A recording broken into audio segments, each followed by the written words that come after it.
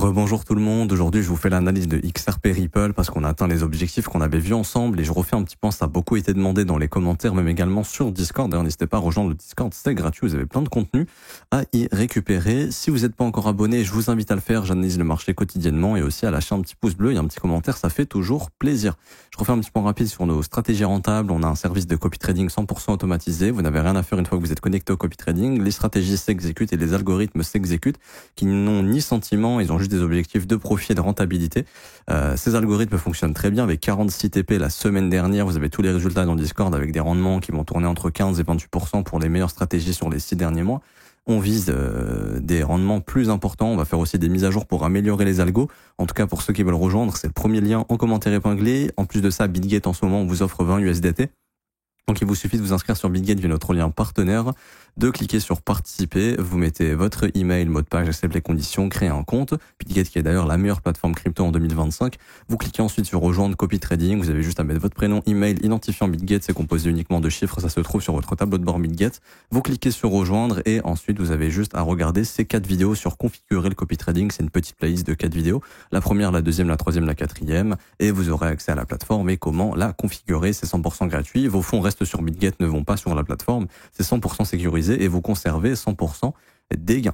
Alors ici, pour revenir sur XRP, on avait atteint l'ATH sur Bitstamp, ça va dépendre des exchanges, mais la plupart des ATH étaient autour des 3,30$, 3,40$. Il y a des exchanges qui avaient push un petit peu plus haut. Moi, j'aime bien me référencer à XRP USD sur Bitfinex parce qu'à l'époque, c'était le plus gros exchange. Là où il y avait le plus de volume qui s'exécutait et pareil, leur valeur de référence de all-time high chez eux, c'est à 3,30. Donc je pense que c'est une bonne valeur de référence parce qu'à l'époque, il suffit de regarder les volumes, c'est chez eux que c'était en train de se passer. Juste ici, d'après j'ai 2 indicateurs de volat. Hop, c'est chez eux que c'est en train de se passer clairement en termes de volume. Enfin, à l'époque, maintenant, vous voyez que c'est plus du tout le cas. Il y a plus beaucoup de monde qui trade sur cette plateforme. Mais je vais me baser du coup sur ce graphique. Et ici, on avait parlé justement du breakout et d'une accélération qui pourrait aller chercher la TH. Et ici, il fallait être très attentif parce que si le marché voulait se retourner et nous faire un piège pour prendre le contre-pied, ce serait à l'ATH. Parce qu'en fait, tous ceux qui ont shorté sur les contrats dérivés, ils avaient tous des stops au-dessus de cette ATH. Le marché est venu prendre les stops. Alors, rien de dramatique pour le moment, je tiens à le préciser. Le retour dans cette imbalance, on en avait parlé, qui était très probable. Et en fait, le point de breakout, il est ici. C'est-à-dire que tant que le marché ne vient pas réintégrer sous les swing high précédents, tous ceux qui ont acheté ce breakout ne sont pas impactés, n'ont pas trop de problèmes à se faire. On peut ajouter aussi un volume profile pour voir au sein de cette consolidation où est-ce que le volume a été exécuté. Ici. C'est-à-dire que tant que XRP, par exemple, ne vient pas se réinstaller, je dirais personnellement, dans la value, en fait, ici sur le volume profile, vous avez la value haute, la value basse. C'est un concept qui est très simple. Tant que le prix accepte au-dessus de la value haute, il y a plus de chances de continuation. Donc, c'est ici au niveau des swing high. Tant que XRP ne redescend pas sous les 2,60$, il n'y a pas un risque de correction plus profond. C'est-à-dire que grand maximum, dans l'idée, c'est on vient travailler. Vous voyez ici, on a notre dernière impulsion. Ce que je vous invite à faire, c'est au niveau de la dernière impulsion, vous prenez un Fibonacci, vous tracez une petite zone de rechargement et pour faire une continuation haussière, bon bah souvent il y a un petit tour dans cette zone de rechargement juste ici. Donc là, ça serait entre les 2,75 et 2,50. Je tiens à vous rappeler que le 13 janvier, on était à 2,30$ et qu'il y a encore un mois de ça, on était à 1,99$. Donc est-ce que ce serait aberrant d'avoir un prix qui passe de 1,99 à 3,30 pour revenir entre 2,70 et 2,50 afin de faire une continuation haussière? Non. Ça, c'est le scénario bullish. Mais en tout cas, je pense que le prix va continuer de travailler ces morceaux de fair value gap ici. Ça, c'est le scénario, comme je dis, de continuation haussière. À ce moment-là, les objectifs, on les avait vus, mais c'est tout ce qui va être objectif de continuation haussière, typique, AB égale CD. Par exemple, le marché aime bien se déplacer de cette manière-là, c'est-à-dire d'une manière symétrique. On va copier ce mouvement et on va le coller, qui donnera un objectif dans les 4,40, 4,30 à peu près. Donc ça, on peut noter. Vous allez également aussi avoir les objectifs d'extension du mouvement de 2021 à aujourd'hui. C'est-à-dire on prend ce top ici, hop, on prend le plus bas qui a été trouvé en 2022 et on met ici une petite zone d'extension. On y est venu entre 2,98 et 3,60$. Donc on est dans une zone ici de prise de profit. C'est une zone de TP, ça veut pas dire tout vendre, mais sécuriser des bénéfices. Ici, et également les objectifs vraiment plus importants. Ça ne veut pas dire qu'on va y aller, on peut y aller, c'est des objectifs mathématiques à aller chercher, en tout cas ça ferait sens si on n'a pas top ici, ce serait d'aller s'occuper de la zone ici des 5,25$ à pourquoi pas jusqu'à 6,40$, ok? Tout ça sont des objectifs. Également, il y avait les objectifs de cette structure haussière. Alors je crois que ça a été atteint, qu'on est dedans d'ailleurs. Des objectifs, pas encore, c'est encore légèrement plus haut, 3,55, 4,34. Tout ça, donc ce sont des objectifs. 4,40, 4,30, 3,62, ensuite 5,25, 6,50. Ce ne sont pas des objectifs sortis de mon chapeau, ce sont vraiment des objectifs mathématiques qu'on retrouve beaucoup sur les marchés, qu'on n'est pas obligé d'aller chercher, mais que si la hausse continue, on ira probablement les chercher. Et donc ici, par contre j'ai oublié de parler aussi du scénario baissier, parce qu'il ne faut pas oublier qu'il peut exister. C'est malheureusement le prix réintègre la value. Et en fait, ce qui se passe à ce moment-là, pas pourquoi il a tracé ça. Et en fait, ce qui se passe à ce moment-là, c'est si jamais XRP vient réintégrer cette pattern de breakout, on change totalement d'environnement. C'est-à-dire qu'en gros, on va passer dans un environnement où on peut parler de ce scénario suivant. Consolidation, c'est un concept de trading. Consolidation, la manipulation qui vient déclencher les stop-loss. Et en fait, ici, c'est un exit pump, c'est un piège. On force les gens à acheter le breakout pour que de gros poissons puissent sortir de position avant d'avoir un nettoyage plus important. Et à ce moment-là, le nettoyage, c'est sous les 1,88. Je dis pas qu'on revient à 1,88. Je vous parle d'une pattern qui peut arriver sur les marchés, qu'on n'est pas obligé de faire, bien évidemment, mais qui existe. Et cette confirmation, en tout cas, là, ça augmenterait les probabilités si jamais on s'installait sous les 2,55 $. Là, ça augmenterait vraiment les probabilités de faire cette pattern. Je dis pas que ça va arriver.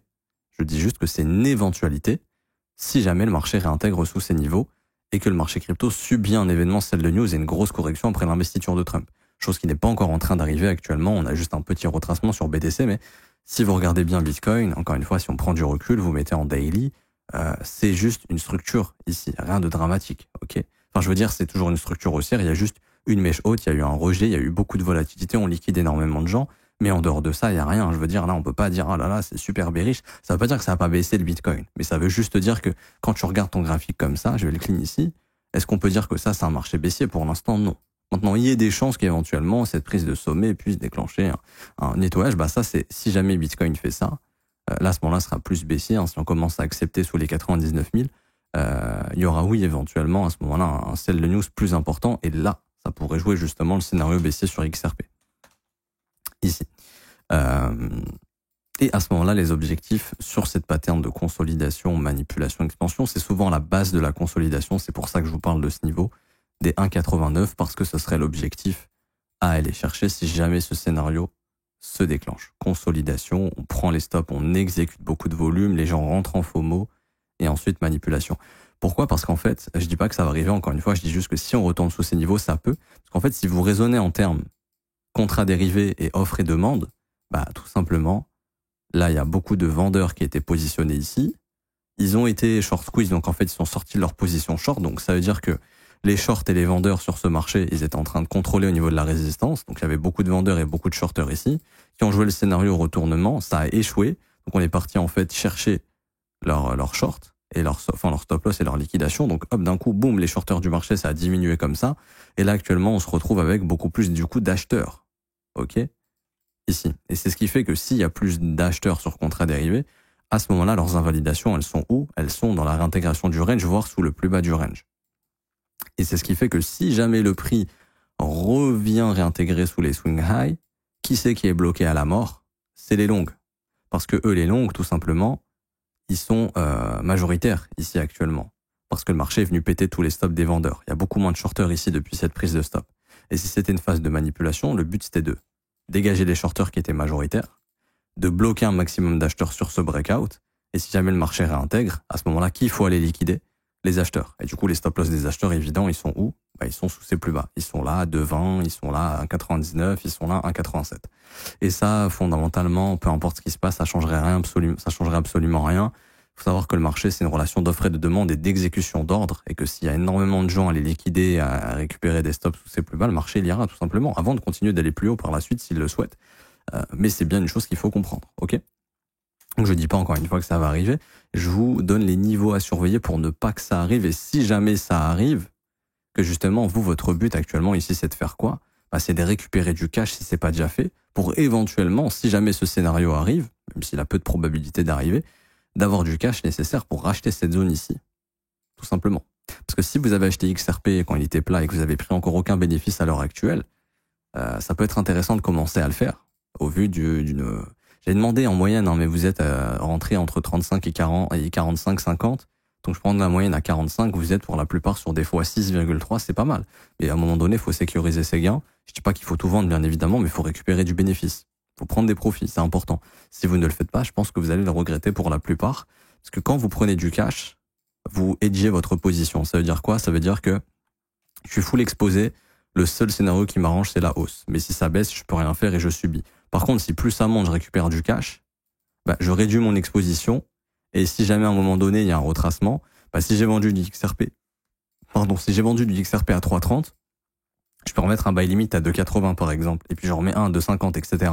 Et en fait, tout ce que vous vendez haut, vous, pour le futur, vous reprogrammez des ordres d'achat plus bas. Et c'est ce qui vous permet d'accumuler. Et c'est comme ça que les professionnels vont fonctionner. Ils n'ont pas d'attache, ils sont pas attachés au fondamental, ils ont des convictions, et fondamentalement, ils ont des convictions, mais je veux dire, ils sont pas dans une optique de up only to the moon, les marchés vont faire que monter. Non, il y a des retracements sur les marchés. Ok? Ce qu'il faut comprendre. Des fois, les retracements peuvent être moindres, plus importants, bref, peu importe. Mais il y a souvent des retracements. Et en fait, si tu te mets, par exemple, quelqu'un qui a vendu ici à 2,79 et qui s'est dit, bon, parce que j'ai vendu à 2,79, je le rachète à 2 $, bah, il est plutôt bien ici. Ça lui a permis justement de vendre à ce prix-là et de racheter la différence qui était une baisse de 25%, ce qui lui a fait plus d'XRP par la suite. Mais en fait, vous devez fonctionner comme ça. Prendre des profits sur la montée et ensuite récupérer justement du cash quand il y a des petits retracements. Enfin, prendre des profits, donc avoir du cash et racheter sur ces retracements si vous avez toujours des convictions haussières. Parce que sur du long terme, on est bien d'accord que ça reste un graphique qui est complètement haussier et qui pourrait péter la TH et vraiment accélérer. On est bien d'accord. Ok. Même en échelle hebdomadaire ici, on voit bel et bien que c'est un marché qui a fait un swing high, qui pour l'instant accepte au-dessus de ce swing high, qui est en train de faire une résolution haussière, de continuation haussière. Donc je veux dire pour l'instant tout va bien pour XRP, mais il faut bien comprendre quand même que le scénario le plus probable, hein, bien sûr, c'est ça, mais que si jamais il y a un mouvement catastrophe en mode sell the news et que Bitcoin est vraiment impacté, bon bah le prix peut revenir sous les 2,30, voire les 2,20, et puis si jamais dans le pire des cas, ça serait les 1,88. Qui serait encore une fois des bonnes zones à acheter tout simplement. Mais encore une fois, c'est pas le scénario le plus probable. Pour moi, observez bien ces zones ici entre 2,70 et 2,57. C'est vraiment les zones où il y a vraiment une chance de refaire une continuation haussière. Mais s'installer sous ces niveaux-là, ça indiquerait qu'il y a quelque chose qui va pas. Je m'arrête ici pour aujourd'hui. J'espère que ça vous aura plu. Si c'est le cas, n'hésitez pas à bombarder les pouces bleus, vous abonner, ce n'est pas déjà fait. À mettre des commentaires également. Je vous remercie. Merci à ceux qui jouent le jeu. Je vous rappelle, en commentaire épinglé, vous avez tous les liens importants, formation gratuite avec les pépites altcoins, vous avez une formation pour le bull run et un plan pour le bull run. Vous avez également ici l'accès à la plateforme de copy trading pour copier nos stratégies rentables. Vous avez aussi la possibilité de rejoindre le Discord, des indicateurs sur TradingView, les volumes, les balances, les bougies vectorielles, pardon, je fatigue, les imbalances, etc., tracés automatiquement, les indicateurs de price action, on a plein d'indicateurs qui peuvent vous aider et que vous pouvez essayer. Ensuite, pareil, les tutoriels Future Edge sur BitGet, acheter et vendre ces crypto-monnaies, et puis l'école, si jamais vous voulez vous former à mes côtés du lundi au vendredi, ça se passe dans l'école, vous avez toutes les insights que je partage pas sur YouTube, publiquement, je réserve ça aux élèves, mes moves, etc. Vous avez aussi accès à la formation de l'école, 19 heures de cours vidéo, 8 modules, et puis vous avez aussi tout simplement la possibilité de lire les témoignages des membres légèrement plus bas juste ici. Vous êtes les bienvenus, je m'arrête ici, on se retrouve demain. Ciao, ciao.